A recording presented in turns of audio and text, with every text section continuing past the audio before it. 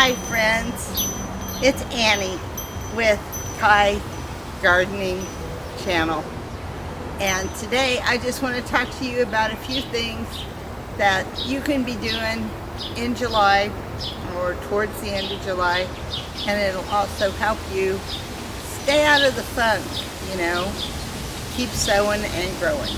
So I'm going to sit down, let's watch the wind chimes and the windmills and give you a little talk.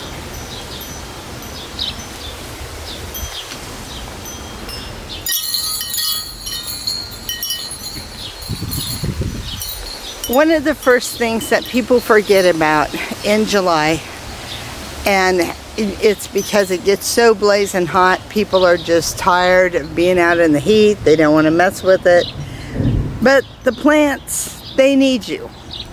So it's a good idea to just go out in the garden, walk around, look at your plants, see what they need, see who's kind of droopy. Watering is especially important when it gets so hot and dry out. They really need water. Sometimes you have to add more watering days to your schedule if you don't already have sprinkler systems built in. So, and don't forget, feeding the plants is important. And you can tell by looking at the leaves and testing the soil. There are different things you can do to find out what your plants need. I really like the Jack's fertilizer for most of my plants, the all-purpose, but there's so many other different brands out there that I've tried, and I kind of switch them up so they're not getting the same thing. And when they are producing, or you see flowers on there and they're trying to do something, it's a good idea to add some bone meal to your soil. But some of the things you can do to keep from getting into that funk or that garden depression is do some things to make some more color pop in your garden. As you can tell, we've done a big transformation with just where we put our small beds and the flowers and things like that.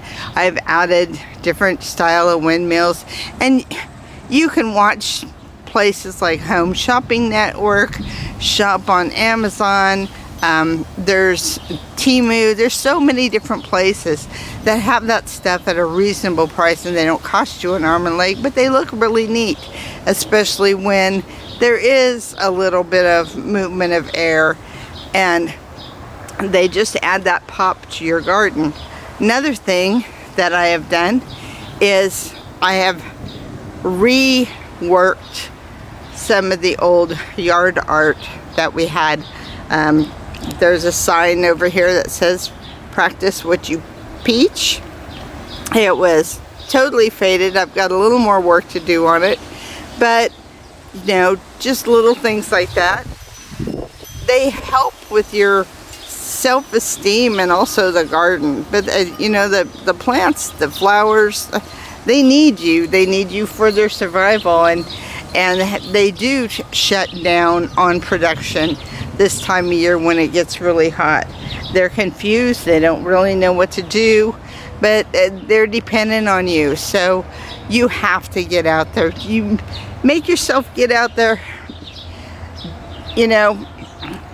go out early in the morning, change your schedule a little bit. You can take a nap in the afternoon for an hour or two if you get wore out, and go back out in the evening. Have a cold drink with a friend or somebody you love out in the garden area. It's so peaceful. You have, maybe some wildlife around you. If, like, we live in town, we have the birds and we have the squirrels.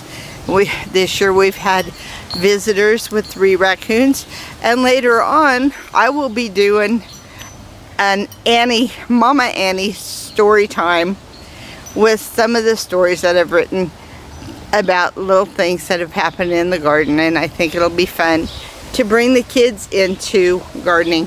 And anytime you can get children involved with what you're doing in the garden, it makes it more fun for them. They want to learn. They want to know what is going on. They want to know what they can do to help out. And planting your seeds in the cool part of the day. And you hear the noise behind me. I'm hoping we're going to get a little rain. It's looking a little dark, but not where I'm at. So it's just a little windy. And that's why we got the music of the wind chimes going. And the one was trying to get into the camera. But I do little things like that just to help keep me motivated and keep me interested in the garden. I have to tell myself, hey, my plants, they need me. They need to see me. They need to know that I'm there for them. So make yourself go out there. Get you a 5-gallon bucket. They're reasonably cheap. Walk around. Pull some of the weeds that are standing in your path. You know, we put down a lot of mulch to help with the weeds. This time of year, sometimes you can catch some good deals on mulch. We shopped around to see who was the cheapest price, or, you know, the most reasonable for what we wanted to get. If we knew we wasn't going to be planting anything there, then, you know, we put weed prevention stuff down, like, you know, the black tarp that you can get for the pathway. Heavy cardboard was another thing that we used. I mean, we had a lot of old boxes that were taking up space. We weren't going to use them anymore. Cut them down, put them in the path, cover them with mulch, and you have a good weed barrier. I don't know about you, but that bindweed is so hard to get rid of, and you're constantly pulling it. And putting the cardboard down with the black paper fabric material and stuff seems to really help get that under control, so that way you're not having to go out there constantly pulling out massive things, and they choke out your flowers, and like they like to wrap around the berry plants and stuff and climb on up them and try and choke them out. And those berry plants are little boogers. I mean, they like to stick you. And the berries, they are so good, you know, that you put up with the pain to get the berries. But unless you get the ones that are, you know, the vines that don't have any spikes or anything on them, the thornless, you're going to get pricked. So they get in your gloves, and then you're looking for that one little nasty thing that's bothering you because you don't want it getting in your hand or your finger or something. So remember that the garden needs you. The stores this time of year, the end of July, they put a lot of stuff on clearance. They want to move that stuff out because in their mind it's crazy, but they're already getting ready for the Christmas holidays and other things, and so they're moving that stuff out. You can go to like places like some of the hobby shops and find stuff for 50 and 60% off, or even more. You know, you might not get everything that you want, but build stuff a little bit at a time. Make out a wish list. Tell your friends what kind of stuff you're looking for. But make your garden reflect you, you know, and don't forget to add the little watering stations for your pollinators. And, you know, for the butterflies. We have lost so many great bugs. And, you know, we had planted praying mantis eggs this year, waiting for them to hatch, and we didn't think any of them hatched. And then, to my surprise, we found out where they were going, and they were eating bugs in the pear tree. And it was amazing because, you know, we'd go in the back part of the yard under the pear tree at night and could have a cold drink and stuff, and the mosquitoes and stuff didn't bother us.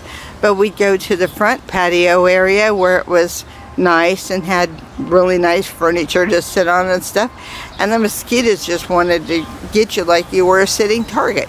So they're here and they're doing their magic. So I don't know how many of them are here, but I'm glad. Next year we're hoping that we can get some ladybugs added.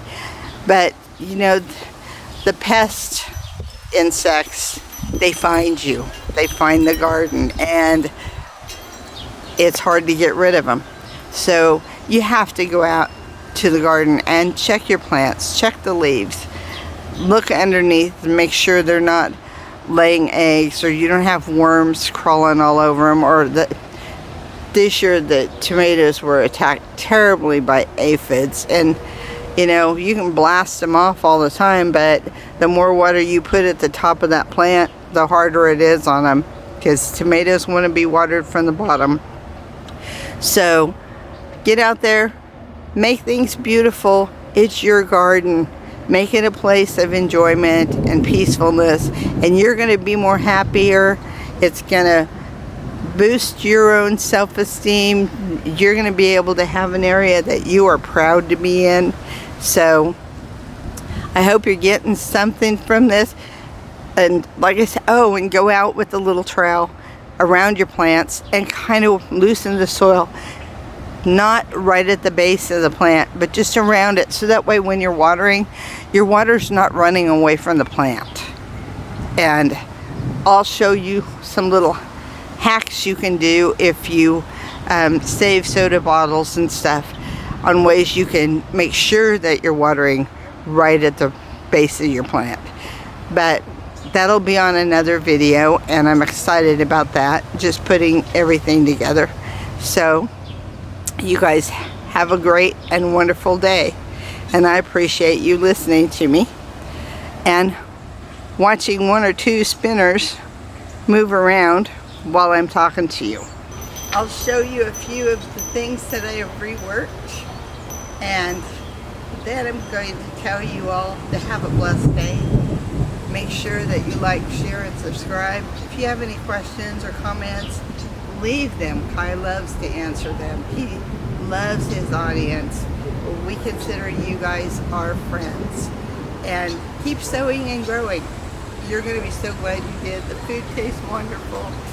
Even if you don't get a whole lot, just that feeling that you did that yourself with the help of God above. I mean, it's great. It's just one of the most wonderful feelings to know that you have done something wonderful like that. And your children are going to love it too. And they're going to learn things from you that they didn't know even existed. And it will be great. So take care. See you on another show. And make sure you tell your friends. Like, share, subscribe. Pass the word around. We need you.